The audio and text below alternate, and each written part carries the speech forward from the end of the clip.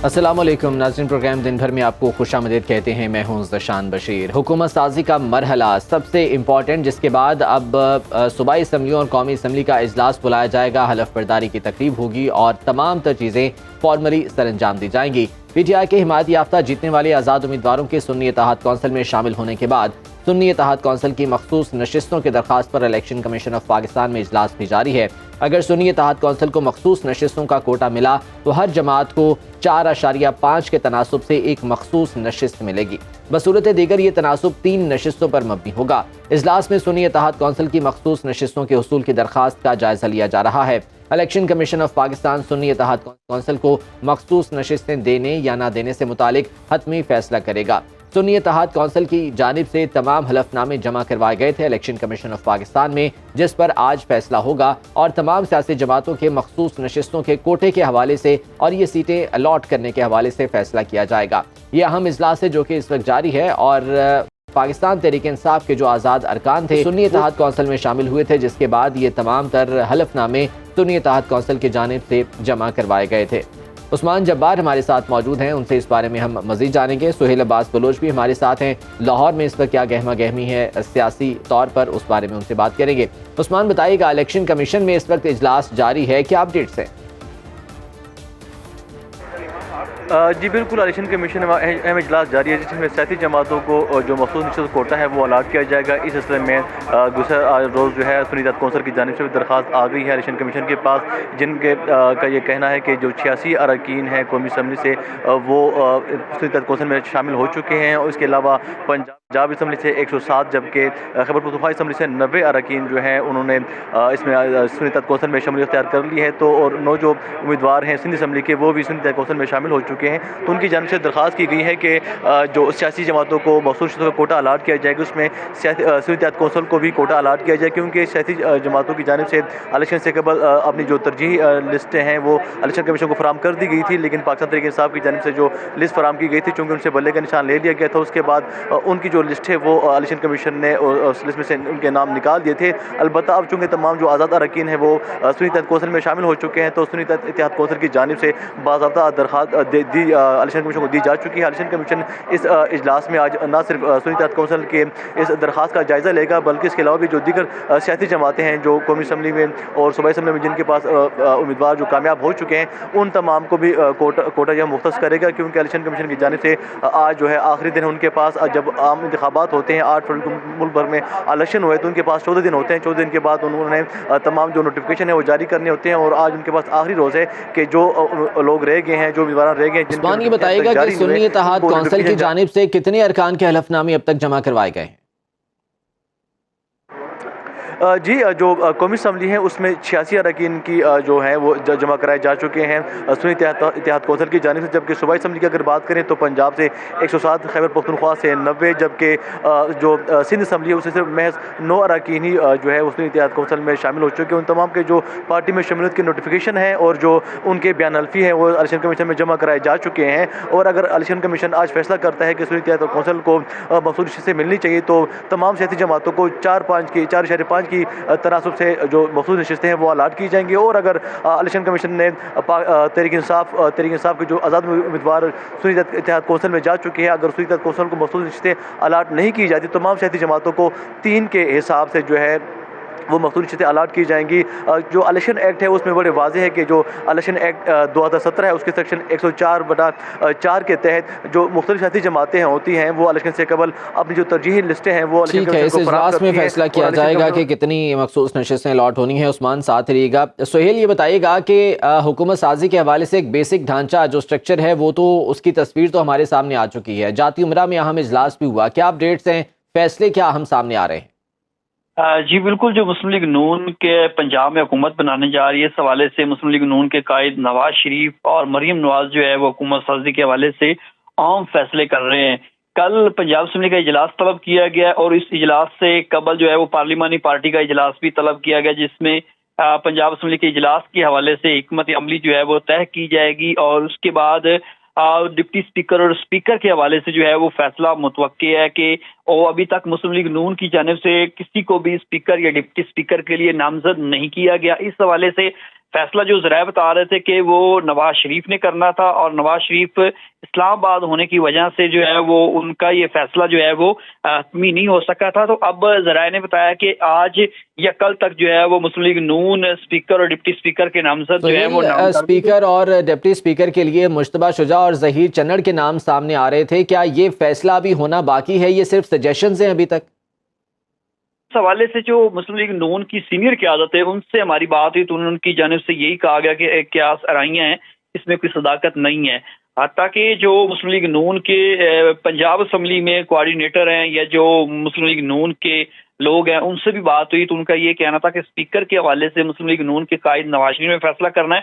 उसमें नाम जो गर्दिश कर रहे थे उसमें मुश्तबा शुजा का भी था, मलक अहमद खान का नाम भी था, और जो साबिक स्पीकर पंजाब असम्बली हैं राना इकबाल खान, उनका नाम जो है वो हमारे ज़राए के मुताबिक सर फहरिस्त था। और मुस्लिम लीग नून के कायद नवाज शरीफ के साथ भी उनके अच्छे जो है वो राब्ते थे, तो वो इस हवाले से कोशिश में भी थे। जहाँ तक मुश्तबा शुजा का नाम है, उनका वजारत महकमा एक्साइज की वजारत के हवाले से जो है वो नाम ज़ेरे गौर किया जा रहा है। तो अभी तक इस हवाले से हतमी फैसला नहीं हुआ, ये अभी जो नाम है वो ज़ेरे गौर चलाए जा रहे हैं, लेकिन इस पर कोई मुस्लिम लीग नून की जितनी भी क़यादत से बात हुई है वो इस बात को ऑन नहीं कर रहे कि मुश्तबा शुजा जो हैं वो स्पीकर पंजाब असम्बली होंगे या नहीं। ठीक है, अभी इस हवाले से सजेशंस सामने आ रही हैं, देखना ये हतमी फैसला क्या होता है। बहुत शुक्रिया सुहेल अब्बास बलूच हमें लाहौर से आगाह कर रहे थे। उस्मान जब्बार हमें इस्लामाबाद इलेक्शन कमीशन के इजलास के बारे में आगाह कर रहे थे। आपका भी बहुत शुक्रिया। सियासी जमातों की जानिब से ओहदे तो बांट लिए गए हैं, हुकूमत साजी के हवाले से जो फार्मूला था वो तो तय पा चुका है। आइनी ओहदे किसके पास होंगे और वजारत में कौन होगा कौन नहीं होगा, ये तमाम तर चीज़ें तय हो चुकी हैं। लेकिन उसके बाद अब हुकूमत चलेगी कैसे और किन मुश्किलात का सामना होगा, ये वो तमाम तर अहदाफ हैं जो कि अभी देखने हैं और इनके लिए बाकायदा तौर पर कुछ चीज़ों का तयन करना बाकी है। हमारे साथ कामरान खान मौजूद हैं, ब्यूरो चीफ इस्लामाबाद। इसके अलावा नासिर बेग चुगताई साहब भी हमारे साथ मौजूद होंगे। मोहम्मद असलम गौरी मरकज़ी तर्जुमान JUI वो भी हमारे साथ मौजूद होंगे, उनसे भी इस हवाले से बात करेंगे। कामरान, हमने जो बेसिक स्ट्रक्चर है वो तो देख लिया है, इस वक्त किस तरह की हुकूमत बनने के लिए जा रही है। असल मसला ये है कि हुकूमत बनने के बाद क्या मुश्किलात दरपेश होंगी, और जिस तरह से पाकिस्तान पीपल्स पार्टी काबीना में शामिल नहीं है उसकी कोशिश यही है कि वो जो इन मुश्किल फैसलों का बोझ है वो अपने कंधों पर ना ले। तो ये मामलात किस कदर संगीन नौयत इख्तियार कर सकते हैं? जी देखिए, हुकूमत साजी का मरहला जो है वो तो इस वक्त यूँ समझिए कि जारी है। कौमी असम्बली का इजलास कन्वीन होना है और आज इलेक्शन कमीशन से आपने जैसा कि अभी उस्मान जब्बार ने बताया कि आज जो मखसूस नशस्तें हैं उस हवाले से भी फैसला हो जाएगा। और सबसे अहम फैसला ये होगा कि सुन्नी इत्तेहाद कौंसिल ने जो नशस्तें मखसूस नशस्तों के लिए अप्लाई किया हुआ है और अपनी फहरिस्तें मांग जो उनसे जमा करानी है उन्होंने, उस हवाले से भी इलेक्शन कमीशन बाकायदा आज के इजलास में फैसला करेगा कि उनको नशस्तें देनी है नहीं। उन्होंने जो हम इलेक्शन कमीशन के ज़राए हैं उन्होंने बाकायदा तौर पर यह बताया है कि अगर तो सुन्नी इत्तेहाद कौंसिल को नशस्तें नहीं देनी तो एज सच में जो फार्मूला ये होगा कि हर 3 अरकान के एवज यानी 1 सीट जो है वो मखसूस नशस्त मिल जाएगी। और इसी तरीके से अगर लेकिन सुन्नी इत्तेहाद में भी ये कोटा तकसीम हुआ तो ऐसी सूरत में 4.5 अरकान का जो फार्मूला है वो अप्लाई किया जाएगा। तो ये मामला है कि इलेक्शन कमीशन जो है वो अब इसके हवाले से बाकायदा एक पार्टी पोजीशन जारी करेगी। सामने आ रहा था कि सुन्नी इत्तेहाद कौंसिल सर-ए-दस्त पार्लिमानी जमात नहीं है, तो क्या ये इशू भी बन सकता है इलेक्शन कमीशन में? जी बिल्कुल, देखिए इसी हवाले से फैसला होना है, बिल्कुल इसी हवाले से फैसला होना है कि क्या ये जो अगर कोई एतराज़ अगर आज दायर होना है सुन्नी इत्तेहाद कौंसिल से मुतालिक तो ऐसी सूरत में यकीनन उनके ऊपर वो एतराज़ जो है वो आज दायर हो जाएगा, क्योंकि आज ही ये फैसला करना है। क्योंकि इसके बाद जो कौमी असम्बली का इजलास बुलाने वाला मामला है वो वजारत पार्लिमानी उमूर ने बाकायदा एक समरी जो है वो सदर मुमलिकत को भेजनी है, जिसकी बुनियाद पर सदर मुमलिकत जो है वो इजलास तलब करेंगे। और 21 दिन का कानून में ये दर्ज है कि 21 दिन से ज़्यादा जो है वो आप पोलिंग के बाद ये आगे नहीं ले जा सकते। 21 दिन के अंदर अंदर इजलास कन्वीन करना होता है। उस लिहाज से ये जो 21 दिन हैं ये 29 फरवरी को पूरे हो रहे हैं, तो या 29 फरवरी या उससे पहले कौमी असम्बली का इजलास कन्वीन हो जाएगा। इसके अलावा जो आपने जो दूसरी बात की कि क्या क्या चैलेंजेस दरपेश होंगे, उसमें सबसे बड़ा मसला जो आ रहा है, जहां और स्टेबिलिटी का मसला है, इकनॉमिक स्टेबिलिटी का सबसे बड़ा मसला है, वो ये है कि जो मुल्क में इस वक्त माशी बहरान है उसके ऊपर कैसे जी हाँ, बिल्कुल, ये माशी बहरान बहुत ज़्यादा संगीन है। इसी हवाले से मोहम्मद असलम गौरी साहब से बात कर लेते हैं, मरकज़ी तर्जुमान हैं JUI के। बहुत शुक्रिया गौरी साहब आपके वक्त का। ही फरमाइएगा कि हुकूमत तो बनने के लिए जा रही है, एक किस्म का हमारे सामने PDM का स्ट्रक्चर बन रहा है दोबारा से। PMLN पीपल्स पार्टी और MKM बड़े इत्तेहादी हैं यहाँ पर। आपके ख्याल में कितनी ये मुस्तहकम हुकूमत हो सकती है, और जो मौशी मुश्किलात दरपेश हैं या जो सियासी इस्तेहकाम के लिए मुश्किलात दरपेश हैं, उन्हें किस हद तक ये संभाला दे सकेगी?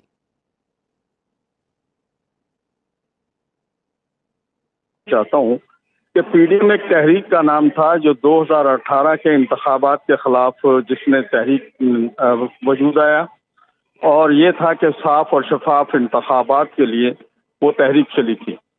और वो तहरीक उस दिन इख्तिताम पजीर हुई जिस दिन ये 16 माह की पिछली हुकूमत बनी, और उस हुकूमत में बहुत सी ऐसी पार्टियां शामिल थी जो PDM का हिस्सा नहीं थी, जैसे MKM थी, बाप पार्टी थी, पीपल्स पार्टी थी। तो इस तरह कुछ पार्टियां ऐसी थी जो उससे कबल PDM की तहरीक का हिस्सा नहीं थी। तो इसलिए उस हुकूमत को PDM की हुकूमत कहना गलत है। और आज भी ये कहना कि PDM 2 बन रहा है, तो PDM 2 किसके लिए बन रहा है? हुकूमत बनाने के लिए नहीं। अगर तो अपना 2024 के इंतखाबात के खिलाफ तहरीक के लिए कोई बन रहा है तो वो PDM 2 हो सकता है, क्योंकि वो एक तहरीक के लिए PDM बना था। तो मैं समझता हूँ कि ये जो इस वक्त जो भी कुछ हो रहा है, ये भानमती का कुनबा जो इकट्ठा किया जा रहा है, एक का रुख मशरक की तरफ है, एक का रुख मगरब की तरफ है, एक का रुख शमाल की तरफ है, जो आपस में बैठ के चाय का कप नहीं पी सकते, वो बैठ के हुकूमत बनाने जा रहे हैं। तो अवाम के लिए क्या करेंगे? 10 दिन पहले इन लोगों ने अपने बड़े बड़े मशहूर अखबारात के फ्रंट पेज पे शाया किए थे। आज 10 दिन बाद सब उनको भूल गए हैं। आज कोई कहता है मुझे सदर पाकिस्तान बना दो, कोई कहता है मुझे गवर्नर चाहिए, कोई कहता है मुझे भानमती का कुंबा तो 16 माह की हुकूमत में भी था, उस वक्त भी तो मसाइल थे। क्या ये मसाइल अब की बार कम हो गए हैं, ज्यादा हो गए हैं? क्या हुआ है अब? उस हुकूमत के पास बैंडेट था, उसके पास अराकीन पूरे थे। इस हुकूमत के पास बैंडेट नहीं है, इसके पास सादा अक्सरियत किसी के पास भी नहीं है, ना नून के पास है, ना पीपल्स पार्टी के पास है, ना तीसरी बड़ी पार्टी MKM के पास है। किसके पास है? इनके पास तो कुछ है। ये किस हैसियत में हुकूमत बनाना चाह रहे हैं? अगर ये जमहूरियत के ठेकेदार हैं, और जमहूरियत की रूह तो ये नहीं कहती, जमहूरियत की रूह तो ये कहती है कि साफ और शफाफ इंतखाबात की रोशनी में फिर जो एक तरीक़ाकार तय उसके तहत उसका हिस्सा बने। लेकिन मुझे तो अफसोस से कहना पड़ता है कि किसी के पास मैंडेट नहीं है, और सिर्फ इक़्तिदार हासिल करने के लिए और इक़्तिदार की कुर्सी पे बैठने के लिए ये अपनी इस तरह की हुकूमत बनाने जा रहे हैं जो बेसाखियों पे होगी। गौरी साहब, लेकिन अगर जितने वोट मिले हैं उस हवाले उसको अगर देखा जाए तो फिर किसी के पास भी अक्सरियत नहीं है, फिर गवर्नमेंट तश्कील देना ये भी तो बड़ा मसला है। मसला ये बात नहीं है कि ये मसला है, मसला ये है इस वक्त कि आपने जो इंतखाबात हुए हैं वो इंतखाबात शफाफ नहीं है। पूरा बलूचिस्तान बंद पड़ा हुआ है, और उसके फैसले यहाँ बैठ के इस्लामाबाद के ड्राइंग रूमों में बैठ के फैसले पंजाब वाले और अपना सिंध वाले कर रहे हैं, बलूचिस्तान वाले शामिल नहीं है उसमें। इसी तरह पूरा सिंध बंद पड़ा है, आज भी मेन शाहराह सिंध की बंद पड़ी हुई। क्यों हमने कानों में रुई डाली हुई है? क्यों हमने आंखें बंद की हुई है? क्यों हम छोटे सूबों के मसाइल को नहीं समझ रहे? क्यों छोटे सूबों की आवाज़ को हम नहीं सुन रहे? हम इस मुल्क को कहाँ ले जाना चाह रहे हैं? मुल्क को 1970 के दहाई पे पहुँचा दिया हमने, अब हम इससे आगे कहाँ ले जाना चाह रहे हैं? मैं समझता हूँ हकायक तो तस्लीम करना चाहिए। आवाम ने जिसको मैंडेट दिया है, गौरी साहब, ये जो हुकूमत बन रही है बकौल आपके भानमती का कुंबा, ये कितना अरसा कायम रह पाएगी फिर? देखिए जी, बैसाखियों पे बनने वाली हुकूमत के लिए आपको लोग तो 1 साल कहते हैं, मैं कहता हूँ 6 माह भी मुश्किल है। इसलिए आपने जो रात को प्रेस कॉन्फ्रेंस कर रहे थे ना, जो बंदरबांट का ऐलान कर रहे थे कि फलां सदर होगा, फलां वज़ीर आज़म होगा, आप उनके ज़रा चेहरे पढ़ लें, ज़रा उनकी वो तस्वीरें देख लें, उनकी प्रेस कॉन्फ्रेंस की वीडियो देख लें। ऐसा लग रहा था जैसे उनके पीछे को खुदकश बम्बार खड़ा हुआ है, मजबूर है ये बात करने के लिए। तो जो हुकूमत में आ रहे हैं वो भी परेशान है कि हमारे गले में ये क्यों पड़ रही है। इसलिए मैं समझता हूँ कि वो जमहूरियत की रूह को तस्लीम करते हुए जो जमीयत उलमा इस्लाम ने स्टैंड लिया है कि जब आपके पास अक्सरियत नहीं है तो आप हुकूमत ना बनाए, जिसके पास अक्सरियत है उसको बनने दें, हमें इससे कोई एतराज़ नहीं है। ठीक है कामरान, आपने गौरी साहब की बात सुनी है, क्या तबसरा करेंगे इस हवाले से?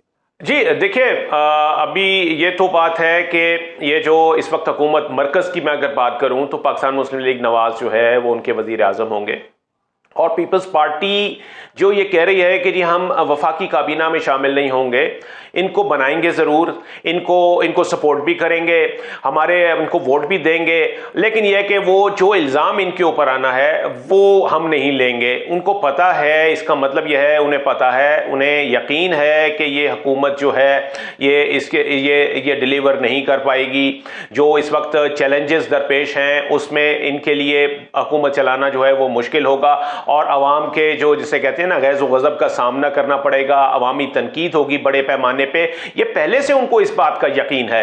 तो ये एक ऐसी सूरत हाल में एक यानी कि वफाकी हुकूमत के ही जो यानी कंपोनेंट्स होंगे, यानी वफाकी हुकूमत बनाने वालों में से ही अगर पहले से डिवाइड ऐसी हो जाए कि एक हुकूमत चलाने वाले हैं, दूसरे जो हैं वो समझ रहे हैं कि ये दूसरा फैक्शन जो है वो फेल हो रहा है, तो ऐसी सूरत में तो वाकई बहुत अनसर्टेनिटी होगी।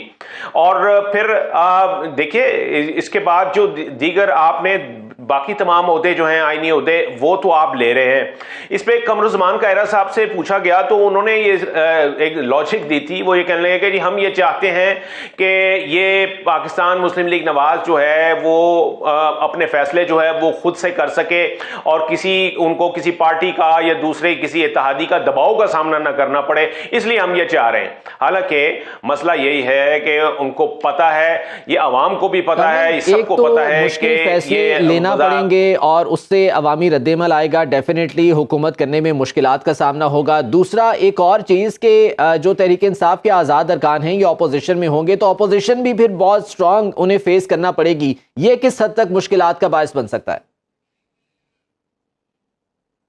जी बिल्कुल, जो इस वक्त अपोजिशन आने जा रही है उनको यहाँ तक कि इस वक्त भी आप देखिए कि सुन्नी इत्तेहाद कौंसिल जो है वो इस वक्त अपनी अगर उनकी अददी अक्सरियत देखा जाए तो उसमें वो उनका पहला नंबर जो है वो आ रहा है, यानी वो सिंगल लार्जेस्ट पार्टी जो है वो इस वक्त बनकर सामने आ रही है। ठीक है, ये तो इन दोनों का पाकिस्तान मुस्लिम लीग नवाज का और पीपल्स पार्टी का इत्तेहाद हो गया, जिसकी वजह से उनको इतनी सादा अक्सरियत मिल रही है कि वो हुकूमत साजी की पोजीशन में आ जाए। लेकिन अगर single largest party in the parliament की बात की जाए तो कौमी असम्बली में जो सिंगल लार्जेस्ट पार्टी है इस वक्त वो सुन्नी इत्तेहाद कौंसिल है।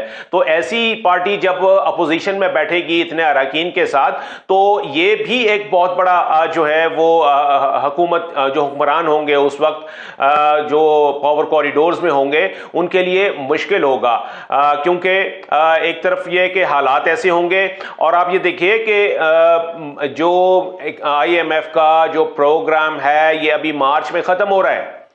इसके बाद और आपको पता है कि पिछले 16 महीने जो थे, यानी कि जो गुज़िश्ता हुकूमत के 16 महीने थे वो सिर्फ ठीक है, यकीनन बहुत ज्यादा मुश्किलात तो होने वाली हैं। कामरान इस हवाले से मज़ीद भी बात करते हैं, वो फाइनल किया जाए। ठीक है नाज़रीन, हुकूमत साजी के मामलात और इससे जुड़े मुख्तलिफ चीज़ों के हवाले से आने वाले प्रोग्राम्स में भी बात करते रहेंगे। आज के प्रोग्राम से इजाज़त दीजिए, अल्लाह के बाद।